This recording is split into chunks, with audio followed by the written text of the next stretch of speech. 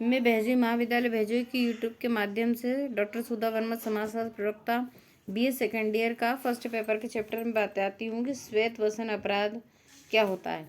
जैसा कि आपको पता है श्वेत वसन है, श्वेत का अर्थ होता है सफ़ेद। सफ़ेद अपराध क्या होता है? अमेरिकन अपराध शास्त्री सदरलैंड ने अपने अध्ययन में अपराधियों को प्रमुखतः दो भागों में बांटा है। एक निम्न वर्गीय अपराधी जो गरीब एवं निम्न वर्ग के होते हैं और शीघ्र ही पकड़ लिए जाते हैं। दूसरे सफ़ेद फौजी अपराधी जो प्रतिष्ठित एवं उच्च वर्ग के होते हैं, जो आर्थिक लाभ के लिए अपराध करते हैं तथा साधन संपन्न होने के कारण पकड़ में नहीं आते हैं एवं दंड से बच जाते हैं। श्वेत वसन अपराध की परिभाषा करते हुए सदरलैंड लिखते हैं कि श्वेत वसन अपराध प्रतिष्ठित एवं उच्च सामाजिक परिस्थिति धारण करने वाले व्यक्ति द्वारा उसके व्यवसाय के दौरान किया जाता है। सदरलैंड की इन परिभाषाओं से दो बात स्पष्ट है। श्वेतवसन अपराधी समाज में प्रतिष्ठित व्यक्ति होते हैं। दूसरा, ये व्यक्ति अपने व्यवसाय के दौरान अपराधी कार्य करते हैं, जैसे डॉक्टर भ्रूण हत्या करने में सहायता करे या प्राध्यापक पैसे लेकर परीक्षा प्रश्न पत्र बताने का कार्य करे तो यह श्वेतवसन अपराध कहलाएगा। बानर्स एवं टीटर्स ने भी क्या कहा है कि श्वेत अपराध शंकास्पद आचार नीति वाले व्यापारिक सौदे कहा है। क्लिनार्ड ने क्या कहा है कि श्वेत अपराध के बारे में कानून का वह उल्लंघन जो मुख्यतः व्यापारियों, पेशेवर व्यक्तियों एवं राजनीतिज्ञों जैसे समूहों में उनके व्यवसाय के संबंध में पाया जाता है। अगली परिभाषा लेते हैं। फ्रैंक हार्टुंग ने क्या कहा है? श्वेत वसन अपराध व्यापार से संबंधित कानून का वह उल्लंघन है जो एक कंपनी, कारखाने, फर्म एवं उसके एजेंटों द्वारा फर्म के लिए व्यापार चलाने हेतु किया जाता है। अब हम आते हैं श्वेत वसन अपराध के कारण। श्वेत वसन अपराध के लिए अनेक कारण उत्तरदायी है। सदरलैंड की मान्यता है कि लोगों की कानून के प्रति अनभिज्ञता, लापरवाही एवं अपराधियों के प्रति कानूनी कार्रवाई का अभाव तथा लोगों का सरल स्वभाव आदि श्वेत वसन अपराध को बढ़ावा देते हैं। इसके अतिरिक्त कई सामाजिक, आर्थिक एवं राजनीतिक परिस्थितियां भी सामाजिक रूप से इस प्रकार के अपराधों के लिए उत्तरदायी है। हम पहला इसका हेडिंग लेते हैं, लापरवाही। कई लोग इतने लापरवाह होते हैं कि वे बिना दस्तावेज को पढ़े ही साइन कर देते हैं। उन्हें इकरारनामे की सामान्य बातें समझा दी जाती है और मूल बातें रह जाती है जो उनके लिए बाद में हानिप्रद होती है। अगला हेडिंग है, कानून के प्रति अनभिज्ञता। वर्तमान समय में विभिन्न प्रकार के कानूनों की संख्या इतनी बढ़ गई है कि अनपढ़ एवं साधारण व्यक्ति तो क्या, शिक्षित लोग भी कई कानूनों को नहीं जानते हैं। इनका लाभ श्वेत वसन अपराधियों को मिलता है। उदाहरण के लिए, खानों या कारखानों में चोट लग जाने पर हर्जाना संबंधी बने कानूनों का ज्ञान श्रमिकों को नहीं होने से इसका लाभ उद्योगपति को मिलता है। चंदा एकत्रित करने वाले बोनस कंपनी खोलकर शेयर वितरित करते हैं तथा झूठा दिवाला घोषित करने आदि से संबंधित कानूनों का लोगों को साधारण ज्ञान नहीं होता है, जिसका उच्च वर्ग के अपराधी नाजायज लाभ उठाते हैं। अगला हेडिंग है, आकर्षक विज्ञापन। आजकल लोग अपनी वस्तुओं का विज्ञापन इतने आकर्षक ढंग से करते हैं कि सामान्य व्यक्ति उनके जाल में फंस जाते हैं, वे ठग लिए जाते हैं।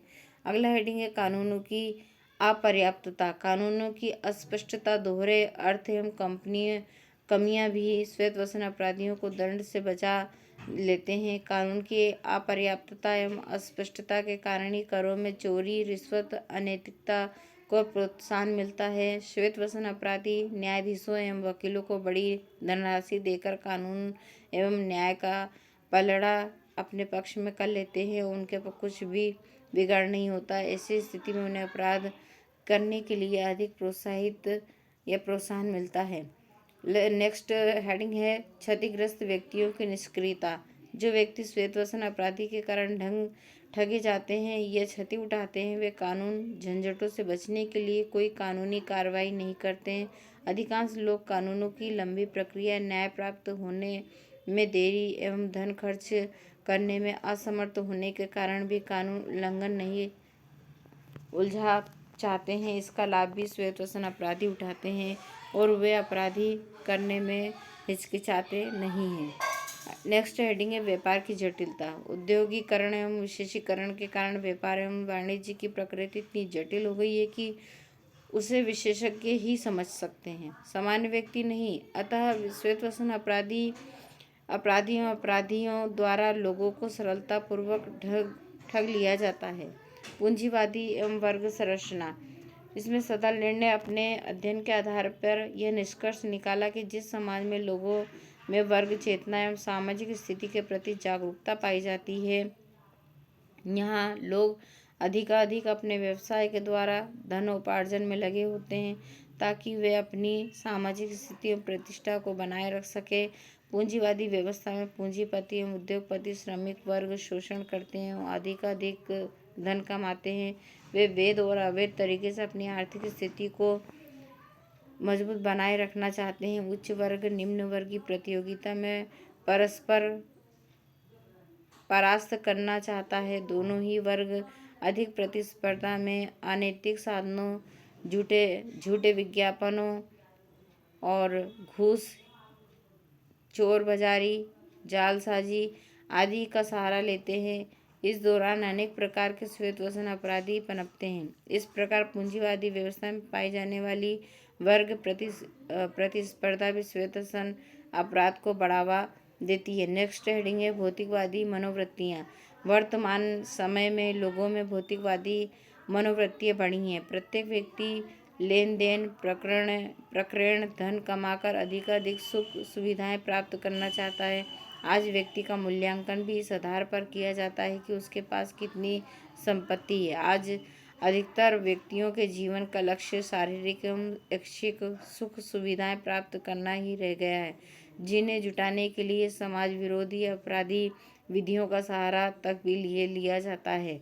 अगला हेडिंग है आर्थिक असमानता।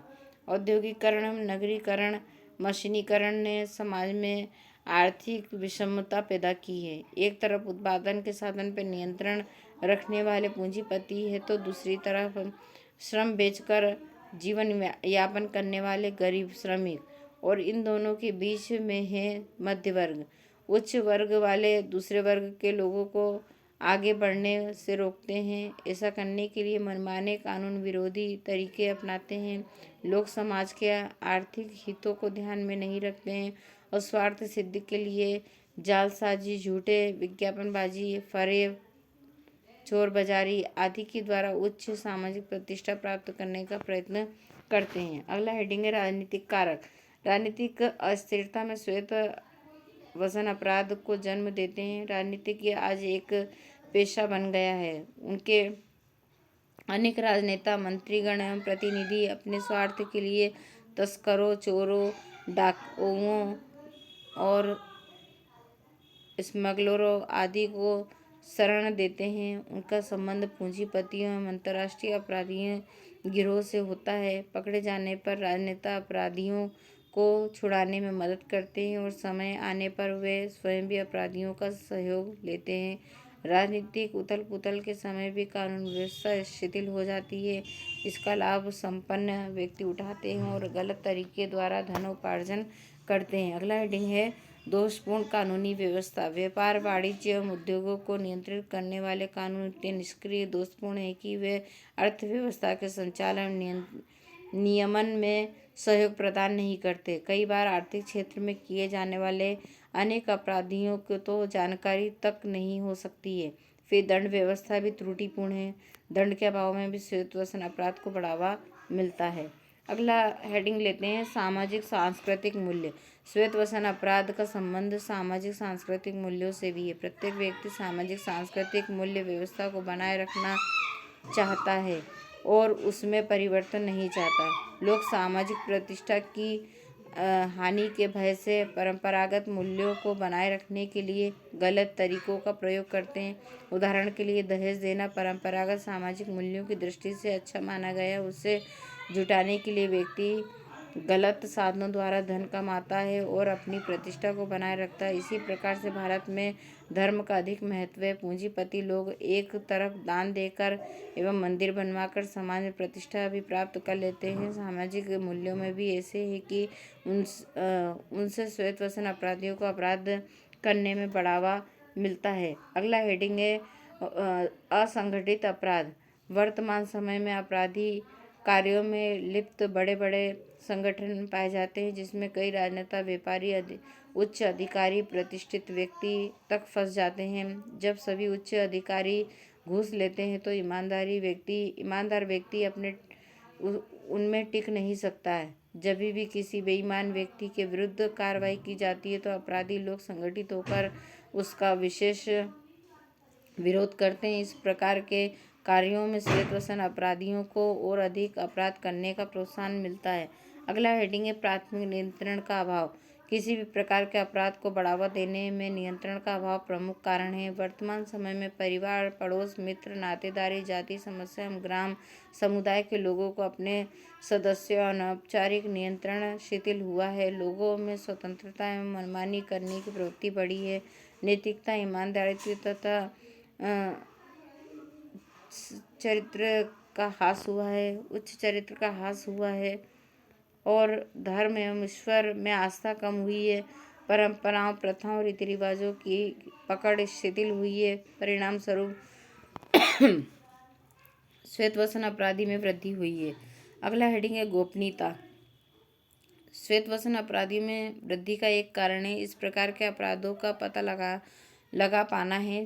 ठगे जाने वाले लोगों के बारे में दूसरे लोगों को पता ही नहीं चलता है तथा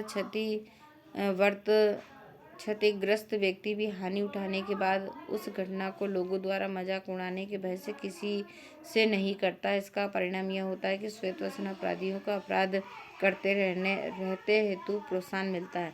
अगला हेडिंग है सामाजिक विघटन। ये लास्ट हेडिंग है। सामाजिक विघटन की स्थिति भी श्वेतवसन अपराध को बढ़ावा देती है। ऐसी स्थिति में पुराने मूल्य टूटने लगते हैं, प्रथाएं, परंपराएं रूढ़ियाँ हो जाती है, सामाजिक नियंत्रण शिथिल पड़ जाता है तथा सामाजिक संगठन छिन्न भिन्न होने लगता है। विघटन से ग्रसित समाज में फरेब, गबन, चोरी, मुनाफाखोरी, घूसखोरी आदि पनपने लगते हैं। स्पष्ट है कि श्वेतवसन अपराध को जन्म देने के लिए अनेक सामाजिक, आर्थिक, सांस्कृतिक एवं राजनीतिक परिस्थितियां उत्तरदायी है।